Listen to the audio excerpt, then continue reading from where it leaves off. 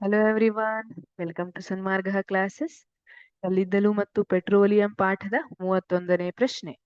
ಕಲ್ಲಿದ್ದಲು ರೂಪುಗೊಳ್ಳುವ ಪ್ರಕ್ರಿಯೆಯನ್ನು ವಿವರಿಸಿ ಅಂತ ಕೇಳಿದ್ದಾರೆ. ಕಲ್ಲಿದ್ದಲೇನಿದೆ ಇದು ಪಳೆಯುಳಿಕೆ ಇಂಧನ ಅಲ್ವಾ?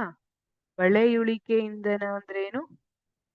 ಯಾವುದೇ ಪಳೆಯುಳಿಕೆ ಇಂಧನ ಅಂದ್ರೆ ಸತ್ತ ಪ್ರಾಣಿ ಅಥವಾ ಸಸ್ಯ ಇರಬಹುದು, ಅವುಗಳ ಉಳಿಕೆಯಿಂದ ಉಂಟಾದಂತಹ ಇಂಧನವನ್ನ ಪಳೆಯುಳಿಕೆ ಇಂಧನ ಅಂತ ಕರಿತೀವಿ.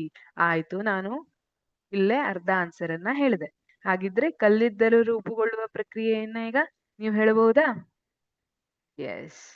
ಸುಮಾರು 300 ಮಿಲಿಯನ್ ವರ್ಷಗಳ ಹಿಂದೆ ಏನಾಗಿತ್ತು? ಭೂಮಿಯು ತಗ್ಗಾದ ತೇವಾಂಶದಿಂದ ಕೂಡಿದ ಪ್ರದೇಶದಲ್ಲಿ ದಟ್ಟವಾದ ಅರಣ್ಯಗಳನ್ನ ಹೊಂದಿತ್ತು. ಇದು ಕಥೆ ಇದ್ದಂಗಿದೆ ಅಲ್ವಾ? ಚೆನ್ನಾಗಿದೆ.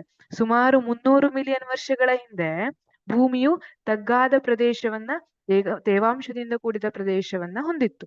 ಅದರಲ್ಲಿ ದಟ್ಟವಾದ ಕಾಡಿತ್ತು. ಪ್ರವಾಹದಂತಹ ನೈಸರ್ಗಿಕ ಪ್ರಕ್ರಿಯೆಗಳಿಂದ ಈ ಅರಣ್ಯಗಳು ಮಣ್ಣಿನ ಅಡಿಯಲ್ಲಿ ಹೂತು ಹೋದವು. ನಿಮಗ್ ಗೊತ್ತು, ಈಗ್ಲೂ ನೋಡ್ತೀರಿ ನೀವು, ದೊಡ್ಡ ದೊಡ್ಡ ಪ್ರವಾಹ ಬಂತು ಅಂದ್ರೆ ಸೇತುವೆಗಳು, ಅಣೆಕಟ್ಟುಗಳು, ಅರಣ್ಯಗಳು, ಊರುಗಳು ಎಲ್ಲ ಕೊಚ್ಚಿಕೊಂಡು ಹೋಗ್ತವೆ ಅಲ್ವಾ? ಅದೇ ತರ ಆ ವರ್ಷದಲ್ಲಿ ಏನಾಗಿತ್ತು? ಅಂತಹ ನೈಸರ್ಗಿಕ ಪ್ರಕ್ರಿಯೆಗಳಿಂದ ಅರಣ್ಯಗಳು ಮಣ್ಣಿನ ಅಡಿಯಲ್ಲಿ ಹೂತ್ ಹೋದ್ವು. ಇದರಿಂದ ಏನಾಯ್ತು? ಇಲ್ಲಿ ನೋಡಿ, ಅರಣ್ಯಗಳೆಲ್ಲ ಮಣ್ಣಿನ ಅಡಿಯಲ್ಲಿ ಹೂತ್ ಹೋಗ್ತಾ ಹೋದ್ವು.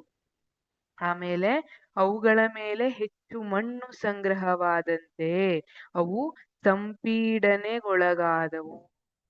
ಏನಾಯ್ತು? ಅವುಗಳ ಮೇಲೆ ಮಣ್ಣು ಹೆಚ್ಚು ಸಂಗ್ರಹವಾಗ್ತಾ ಹೋದಂತೆ ಸಂಪೀಡನೆಗೊಳಗಾಗ್ತಾ ಹೋದವು. ಈಗ ನಾವು ಹಿಂಗೆ ಇಮ್ಯಾಜಿನ್ ಮಾಡೋಣ. ಏನಂತ? ನಾವು ಬಿಟ್ಟಿದೀವಿ. ಈಗ ನಮ್ಮ ಮೇಲೆ ಚೀಲ ಹಾಕ್ತಾ ಇದ್ದಾರೆ ಅಂತ ಇಟ್ಕೊಳ್ಳುವ, ದೊಡ್ಡ ದೊಡ್ಡ ಅಕ್ಕಿ ಚೀಲ. ಅವಾಗ ಏನಾಗ್ತದೆ ಅಲ್ವಾ? ಹೆಚ್ಚಿನ ಒತ್ತಡ, ಹೆಚ್ಚು ಹೆಚ್ಚು ಆಳಕ್ಕೆ ಹೋಗುತ್ತಿದ್ದಂತೆಯೇ ತಾಪವು ಹೆಚ್ಚಾಯಿತು. ಟೆನ್ಷನ್ ಸ್ಟಾರ್ಟ್ ಆಗ್ತದೆ, ತಲೆ ಬಿಸಿ ಸ್ಟಾರ್ಟ್ ಆಗ್ತದೆ. ಅದೇ ತಾಪ. ಹೆಚ್ಚು ಒತ್ತಡ ಉಂಟಾಗ್ತದೆ. ಹೆಚ್ಚು ಹೆಚ್ಚು ಆಳಕ್ಕೆ ಹೋಗುತ್ತಿದ್ದಂತೆಯೇ ತಾಪವು ಹೆಚ್ಚಾಯಿತು.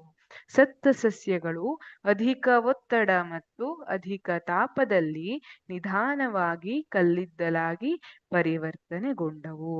ಈ ಸತ್ತ ಸಸ್ಯಗಳೆಲ್ಲ ಈ ಅಡಿಗಿದ್ವಲ್ಲ, ಹಾಗಾಗಿ ಅವು ಮೇಲಿಂದ ಮಣ್ಣಿನ ಪದರು ಎಲ್ಲ ಬೀಳ್ತಾ ಹೋದಂಗೆ ಸಂಪೀಡನೆಗೊಳಗಾಗ್ತಾ ಹೆಚ್ಚಿನ ಒತ್ತಡ ಮತ್ತು ಹೆಚ್ಚಿನ ತಾಪದಲ್ಲಿ ನಿಧಾನವಾಗಿ ಕಲ್ಲಿದ್ದಲಾಗಿ ಬದಲಾವಣೆ ಹೋದ್ವು. ಇದು ಕಲ್ಲಿದ್ದಲು ರೂಪುಗೊಂಡಂತಹ ಪ್ರಕ್ರಿಯೆಯಾಗಿದೆ. Thank you.